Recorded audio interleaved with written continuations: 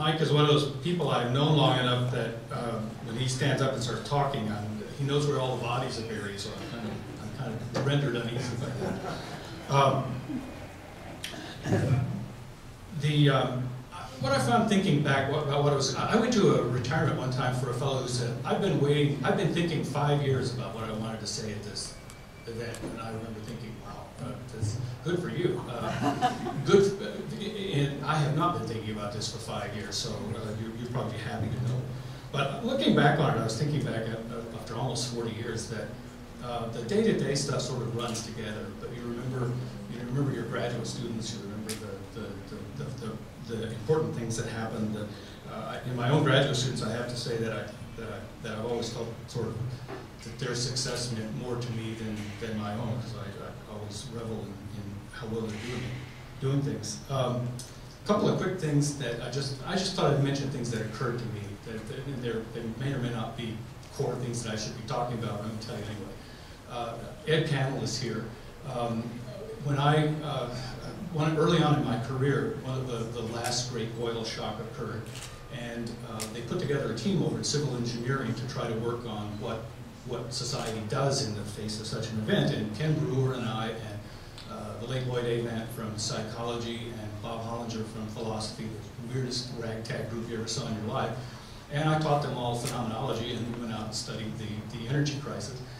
But in the course of which, Ken and I built what we think was the first video computer-driven driving simulator in the world, and did a lot of research on it, for which we got, by the way, zip credit, I have to tell you.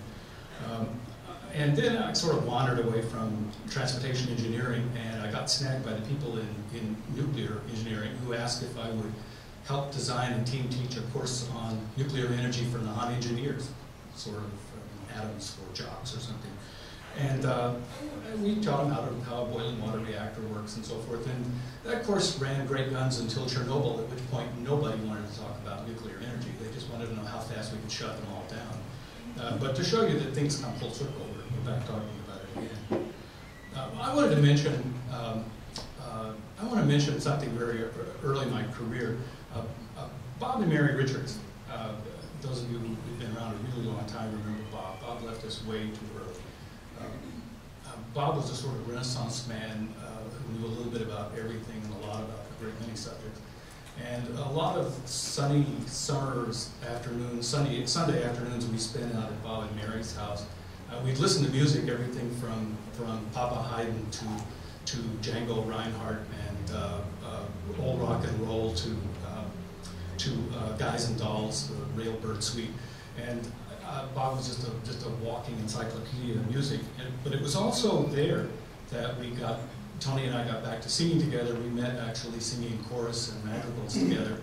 And when the rest of my folk singing group back in high school, that's how it was, at the end of late college and high school, walked out on me, I hired Tony to sing with me. And so we sang together professionally for 6 months or a year before we ever dated. But we decided we wanted to get back to music, and there we bumped into Marty, and Tony and Marty and Rick Exner and I formed the core of the Skunk River Bluegrass Band.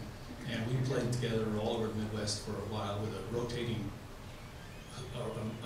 array of other musicians who would come and go at different intervals. And that was actually a great deal of fun. We used to play 2 or 3 shows a year at the maintenance shop in here. We always packed the place. It was always a great deal of fun. Our kids were actually raised, you might say, at bluegrass festivals. We packed them up in a Volkswagen van and head off. It was a great deal of fun. I don't know if my kids remember it that way, but boy, they should. However, I have to say that unlike the old saying about crows being attracted to shiny things, I was out running one day, and a hot air balloon flew over me. And I said, whoa, I gotta find out what that is. And so I sprinted back home, got my car and chased the balloon, talked to the pilot, bought a balloon ride for a couple of weeks later. And as the old saying goes, my first balloon ride cost $75, my next one cost $15,000. So that's almost quite literally what happened.